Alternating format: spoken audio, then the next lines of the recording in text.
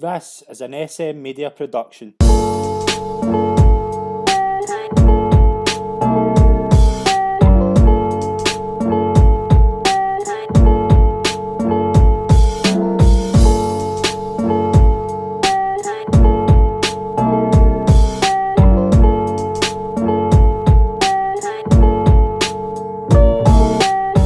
Hi everyone, and welcome to the latest episode of GolfTalk right here on SM Media. I'm Scott McPike, delighted to be your host as always. A very special guest in this episode. I'm joined by Eilidh Briggs. Eilidh, it's a pleasure to have you on the show. Thanks very much for joining me.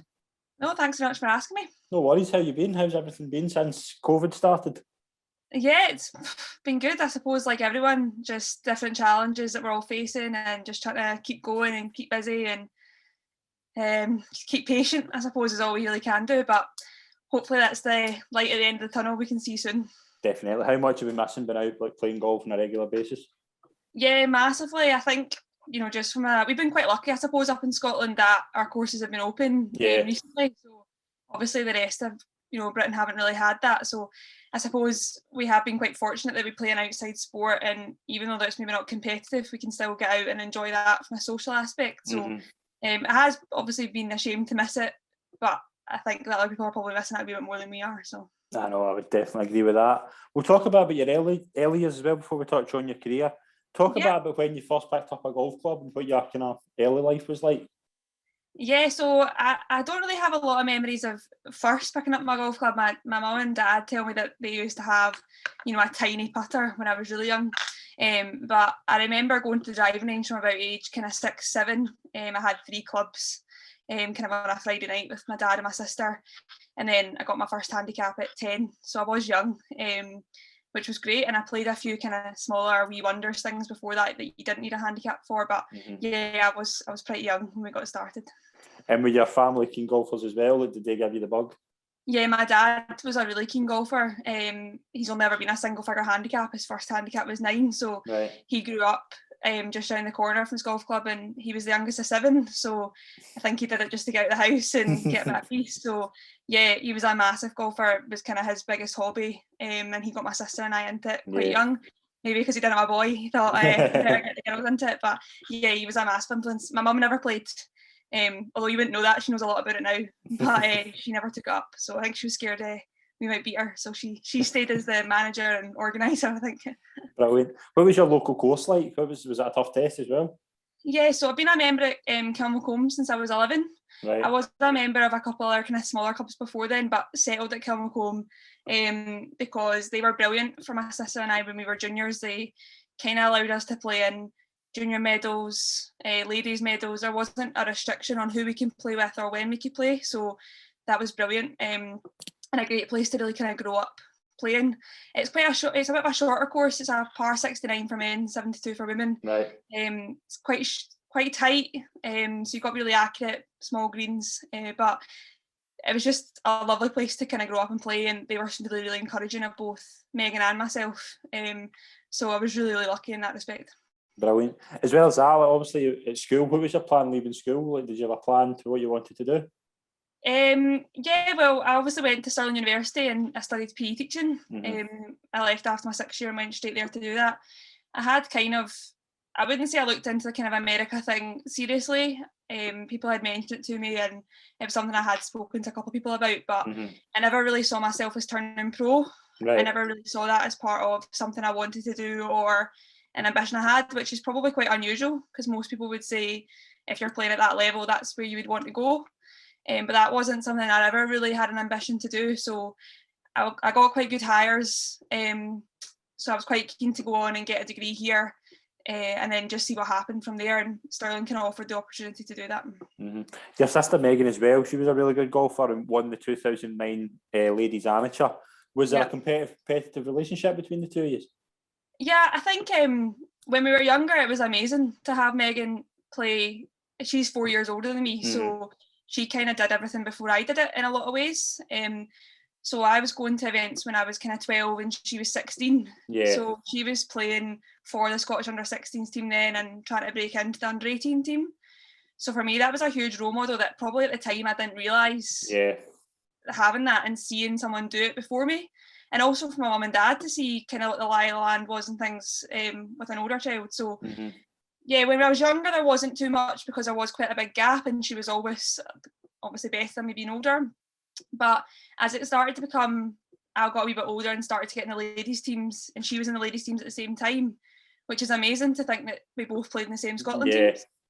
But at the same time, that's probably where the competitive element started to come in, because you were obviously directly competitive against each other, and we played each other in match play events and stuff a bit more often. And then it kind of teetered off again because my sister's a lawyer and got a full-time job doing that, and I was then trying to get in the Curtis Cup and things. So I'd say there was a spell of maybe a few years where we were quite competitive, but either side of that, not so much. So. And then obviously you win the girls' championship in 2011. How good a feeling was that? Yeah, that was amazing. So that was my final year as an under 18.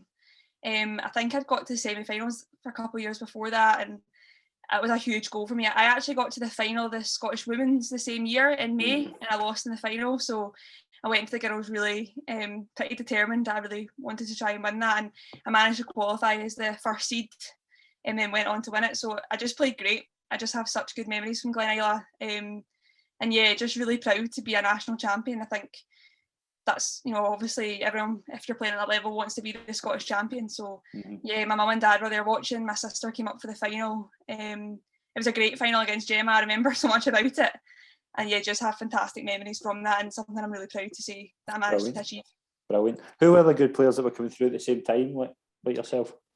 Yeah, so I was really lucky. I've obviously been 27 now. I played in my first Scotland team when I was 13, so I've had quite a long spread of time in amateur golf.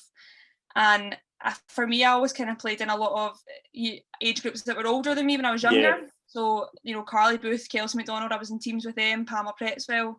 And then I went on to play in teams with, Georgia Hall at the Curtis Cup, Bronte Law at the Curtis Cup, that are now obviously LPG, winners and players. I've also been really lucky to play with Europeans like Lynn Grant, Emily Pedersen. Lynn Grant's now the number one amateur, European amateur, sorry. Yeah. Emily Pedersen's one in the LET. So, yeah, I've been really lucky. But I suppose in Scotland, I would probably say people like Pamela Prettsville were someone that obviously has gone on to do quite a lot. And then obviously people I've kind of played with, like Gemma Jybra, I know you've spoken to, she's also on the LET, and there's a few other girls kind of making it, Hannah McCook, Gabrielle McDonald, stuff like that have now turned pro. So yeah, I've played in such a span of different players. When I was 12 I was playing with 16-year-olds and so on, so I've met a lot of people. I've been really lucky. Brilliant. How good was it, how good were the uni with you to kind of balance golf and teaching at the same time? Like, did they kind of really support you? Yeah, absolutely. So to be honest, I kind of decided I wanted to go and do PE teaching, and there's kind of two universities in Scotland that do that as a degree, so Stirling or Edinburgh. And for me, that was a big decision. Where was I going to go? I managed to get into both, which is obviously great to have a choice. But it came down to the fact that Stirling really offered me the opportunity to play golf alongside my studies, and that's why I decided to go there. And it's great. They have obviously their scholarship programme, for a variety of different sports. And the Institute of Sports obviously based there as well. So yeah, they were amazing, and I actually ended up doing my degree over 5 years instead of 4. And they offered me that opportunity because I was trying to get in the Curtis Cup at the time. So that was huge. Not many other universities would do that. Yeah. So of course there's always the things with they push back deadlines and assignments, and you were allowed to miss maybe a couple more classes than normal students. But I think the main thing for me was that kind of support and that opportunity to spread your degree out a little bit longer and just give you that little bit more time, so you can prioritise other things, was huge, particularly in a teaching degree where you have to do teaching placements in a school. Yeah. Whether it obviously isn't, you have to do them for a certain number of weeks and you have to be there every day. So I think being able to do that over 5 years was a really good balance for me, and again, a difficult choice at the time, but definitely the right one looking back. Yeah, definitely. Your amateur career as well, touching that as well. What was your first couple of years like? Yeah, good. So I'm trying to think where I would kind of define it as starting. I mean, I played in my first Scottish under-14s when I was 10. Right. Obviously, I wasn't very good then. But I used to just go along to these tournaments because Megan was playing in them. Yeah. So my mum and dad were kind of, I think, thinking, well, if we're going to go anyway, you may as well enter it and play. And actually looking back, that probably paid off so much for me because, even though at those times I was just going trying to beat my handicap, just being around the kind of scene and knowing how these things work, and also going out and watching the good players after I'd finished, I learned so much. And as I say, I played in my, I got my handicap down to 4 or 5 when I was about 13. And that was when I played my first Scottish under-16s team.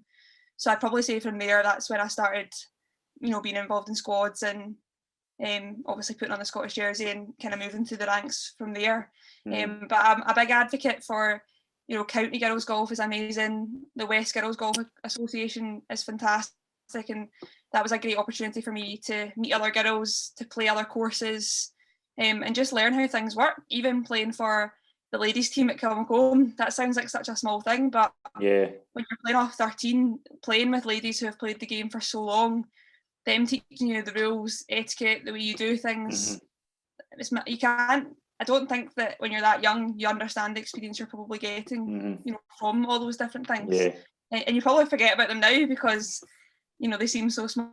But I think at the time, all these opportunities, anytime you can play golf at a different course is an opportunity to learn. So yeah, that was hugely beneficial. And I just used to play in everything. I just used to go everywhere and play everywhere. So I loved it.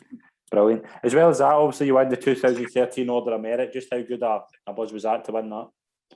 Yeah, that was massive. 2013 was a good year for me, actually. 2012 I played in my first World Team Championships, and then 2013 I was really consistent. I finished in the top 10 of the Welsh, Irish, English and Scottish Opens, so that's really consistent across a whole year, and it was just brilliant. I think the Order of Merit's, that's what they are for. It's not a one-off event, it's the consistency across a year. And I managed to win 3 of the girls' Order Merits in a row, so to go in and win the ladies one as well, it does just show that you've been able to play a variety of levels, a variety of courses, and keep that up a whole year. So yeah, really proud moment to win that in our teams and that trophy, so it was good to join them. Definitely. The Curtis Cup, when did you first hear you were getting called up? Yeah, so that was 2014, which feels like yesterday, but it absolutely wasn't now. So the Curtis Cup, at the time, that was the year they just changed how you could qualify for the Curtis Cup. So it was the top 4 off the world rankings, and then 2 off the kind of Great Britain and Ireland Order of Merit, the LGU Order of Merit, and then 2 captain's picks. And I knew I wouldn't get off the world amateur rankings because it's difficult if you're not playing at an American uni to really get your ranking up really high, because you're not playing in as many category A events as they would call them. But because of my 2013 season, I was doing quite well in the British Order of Merit because it covers for 2 years. So I kind of made that my aim, was to try and get off that, and had a good start to 2014. And then actually I had 2 tournaments left, the Hell and Home and the Welsh, and then they announced the team after that. And the Hell and Home, I was so nervous. I don't know if it all became a bit real, that you had a real chance of it was within touching distance. And I just didn't play that well, and I thought I'd blown it. And I was pretty downhearted after that, and I remember saying to people at uni, because I had to go back to uni for like 3 days in between the 2 events, and I remember saying, I think I finished like 25th. It wasn't even that bad, but just obviously the way people are playing, it wasn't good enough. And I was really gutted, and then I went to the Welsh and I won it. So it just shows you how the game of golf can change as well. I actually went to the Welsh probably not in the best mindset, and then I ended up winning it, and that got me in, and I found out. So I won that on the Sunday, and then they announced the team on the Tuesday. So it was a big 2 weeks, a bit up and down roller coaster, and then we left 2 weeks after that for the Curtis Cup. And what was the experience like playing in the Curtis Cup? Yeah, it was unbelievable. Obviously, as I said, my goal was never to kind of turn pro. I had a big ambition from as soon as I found out what the Curtis Cup was. I really wanted to play in the Curtis Cup. And yeah, so it was just phenomenal. We went out for 2 weeks, so a week kind of training and then a week obviously for the Curtis Cup. And I can't believe it. You just got treated like you were some sort of celebrity. It's just unbelievable. The girls were all so nice. And yeah, it was honestly the experience of a lifetime. Even like the cameras being there in Sky Sports, that was so out of my comfort zone. And yeah, my mum and sister, I think they had a brilliant time. They came out to watch. And it was just unreal. I got really lucky. I had a great caddy, Alex, who I just got on really well with. We still speak now. that's just luck, because it comes out of a hat. And I think all these things just made it. I just loved it. The girls were great. The golf course was immaculate. And I think for me, I just achieved my dream. Like 110%, I was just living out something I had aimed for 10 years or so. And yeah, definitely lived up to its expectations. I'm really proud to say that I played in the Curtis Cup, definitely. Brilliant. Who out of the both Curtis Cup teams did you feel would go on and have a really good career? Like, who stood out that week? It was amazing, because actually, if you look back, I'm the only person in both teams that hasn't turned pro. Is that right? Yeah, so out of 16 people, I'm the only one that's not gone on to turn pro. Obviously, they play at different levels. Some people play on the Symetra or the LPGA, or some of the girls play maybe on the LET or the kind of tour below that, the Access Tour. So it's really spread, but yeah, only one that's still been an amateur golfer, which is crazy. So, people like in my team, Bronte Law and Georgia Hall are probably maybe the two biggest names. Georgia obviously winning the British Open, and Bronte's obviously winning the LPGA now as well. And then from the American team, Alison Lee, who obviously played in the US Solheim Cup. So Mariah Stackhouse, who I played in the singles, she's gone on to play in the LPGA. Ali Thompson, she played also in the US Solheim Cup team. So there's some big names there, definitely. Definitely. How did you feel you performed? Like, what was your scores like? Yeah, so I played. So obviously, what works is there's foursomes and four balls on the Friday and Saturday, and then everyone plays singles on the Sunday. So I played foursomes twice. I never played a four balls game. And honestly, the first day I just remember it being a bit of a blur, like just thinking, I can't believe I'm doing this. This is unreal. And then I managed to get a half in my singles, which I was just really proud of. I just think when you're on your own, and I think I was out number 6 out of 8. And I played Mariah Stackhouse, and I won the last to get a half. So it was pretty exciting. She hit it over the green, and I remember that, and she didn't get up and down, and I made a 4 and got a half. So I was very excited about that. Would you say that was the best experience of your golf career so far? I'd say it's probably the highest thing I've ever achieved, and I'd say that 100% it's the most memorable thing. And as I say, being my biggest kind of goal, it was phenomenal. I've had some other great experiences, either individually or playing for Scotland, which is something I love. But yeah, that's obviously the peak of what amateur women in kind of Great Britain want to achieve. So I think to say I've done that, massively. It was huge, and got a lot of amazing memories from it for sure. Brilliant. And see after an experience like that, did you never ever think about turning pro? Like, did it never cross your mind? No, actually, no. I don't know. I kind of came back from that and kind of thought, that's me peaked. I don't know. Right. I've never really been the longest player in the world. That's never really something I've had in my locker, but I've been really consistent and really accurate. I think that's maybe why I've had quite a long career. It's because of that, and probably why I did quite well in order of merits and things like that. But I don't know, it was just never something that really attracted me, and that is quite unique, I'd say. But even when I was there, people were asking me that, because everyone was talking about turning pro. That's what people do. They play in the Curtis Cup and then they turn pro. Yeah. But no, it's never a lifestyle I kind of wanted. I really enjoy playing golf, but I never wanted to make it my job. I enjoyed travelling, but I always wanted to get home. And I don't know, I think maybe just things like that, I maybe just thought that was a step too far. And I'd seen people in the past, again, probably a hindrance and a help, because I'd seen a lot of players turn pro, and some people make it and some people not make it, and then they kind of gave up, or they struggled for a few years. I just kind of felt you had to be really sure that you were going to go on and really have a good chance of getting a card and getting in things. And I do think in the women's game, although it's really improving, which is fantastic, and there is more events and there is more money, etc., you do have to be getting on the main tours, and you have to be getting a lot of starts to really make a good kind of living out of it. And for me at the time, I just didn't really see that as an opportunity, and maybe I was a bit safe, maybe I wasn't willing to take the risk, but I've gone on to represent Scotland since, and I just feel for me, being able to do that and work was a better option for myself. But I absolutely think the girls that give it a go 100%, if that's your dream, 100%, why wouldn't you take a couple of years and see what happens? But it just wasn't something that enticed me. Right, okay. And then obviously you win the Ladies Scratch at Royal Birkdale. How is that the hardest course in the world? And what was it like to win there? Yeah, that's actually a really interesting one, because I'd actually been injured for a year before that. So I played in the Curtis Cup, and the same year I went to the World Amateur Team Championships in Japan, and I injured my shoulder when I was there, and I didn't play for 18 months. So that was probably another reason the kind of pro thing didn't really enter my mind. It's because I went from such a high to then having this injury where I literally didn't pick up a golf club for 12 months and didn't compete for 18 months. So when I came back to Birkdale, that was the year after that. So I missed the 2015 season, and then that was in 2016.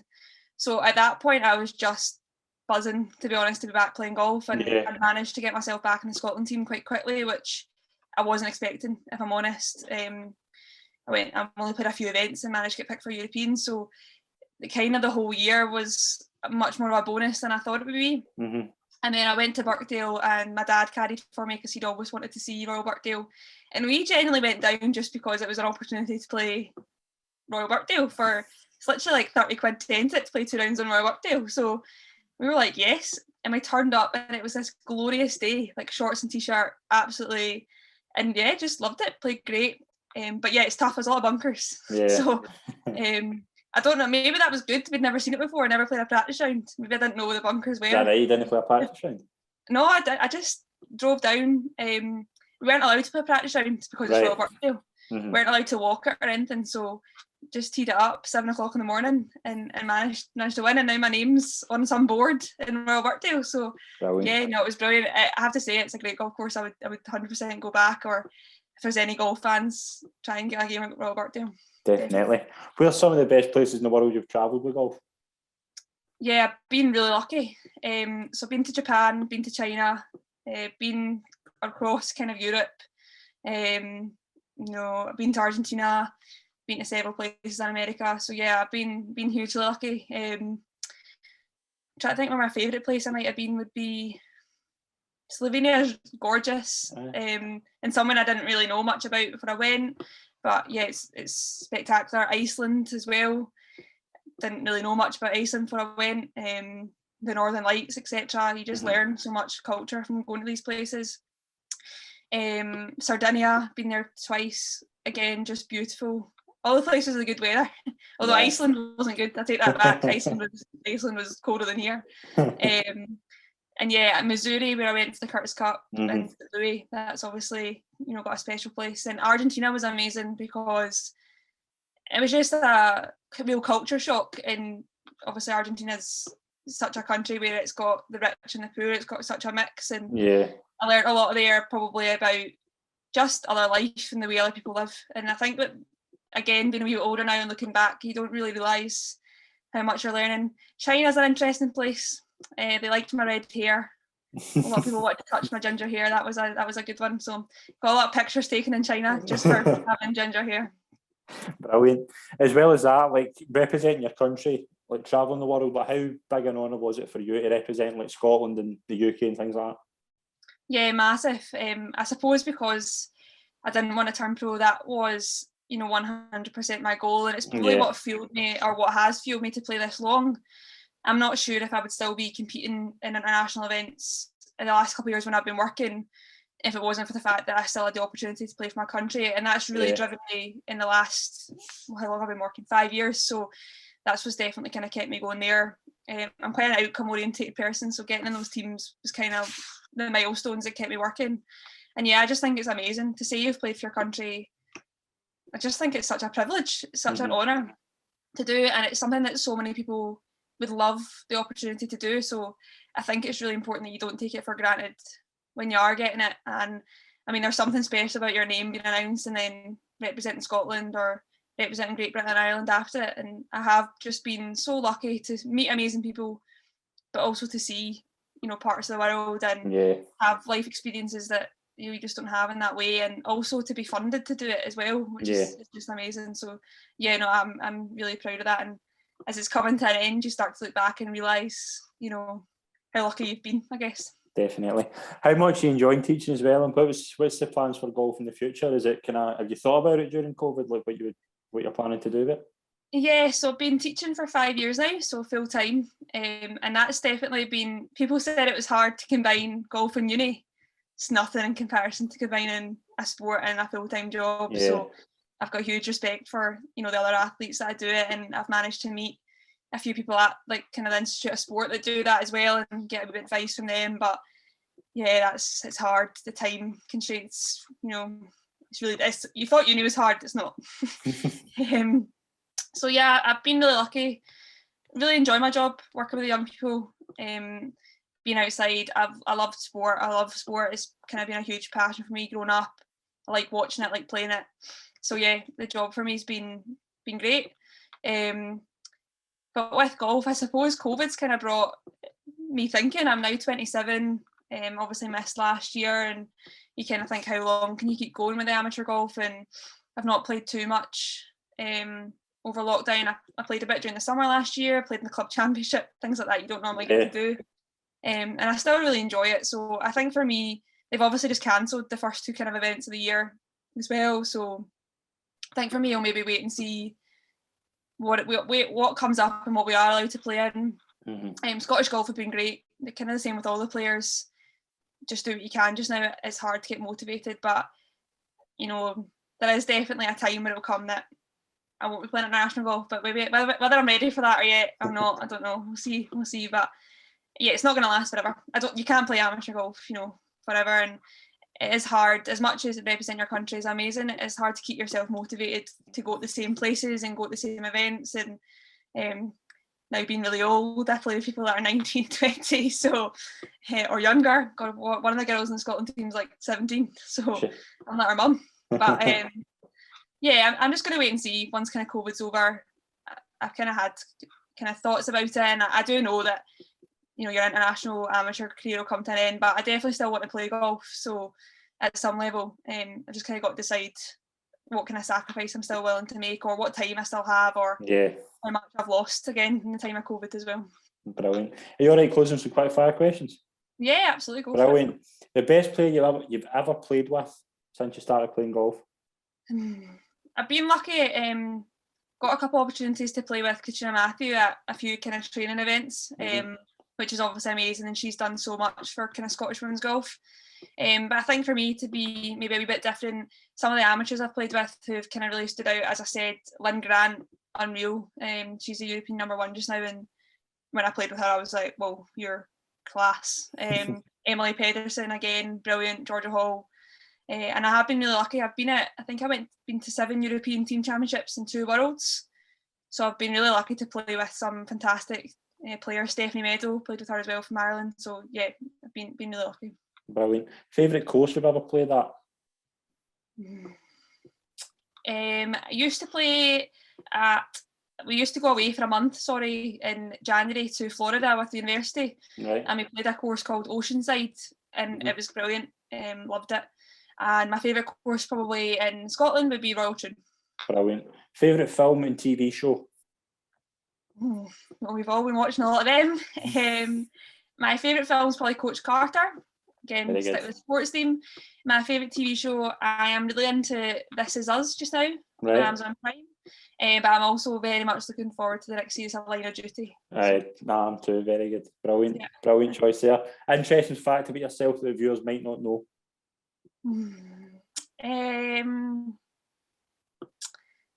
The one I always use is that when I was younger, I also used to be in a Scotland netball squad. Right, okay. Golf squads, which meant my mum and dad did a lot of running about. So I used to do one weekend on one and one weekend on another. So I probably go for that. That's something people don't maybe know. Brilliant. Go-to club? My putter is my favourite club, but I'll go for an 8-iron. Brilliant. Final question, dream 4-ball? Luke Donald, he's my fave. Right. Tommy Fleetwood, and got to say Henrik Stenson. I'm sure he'd bring the comedy value to the 4-ball. Brilliant. Really enjoyed it. It's been an absolute pleasure, Eilidh. Thanks very much for joining me. All the best for the future as well. Thanks very much. Cheers. Thank you.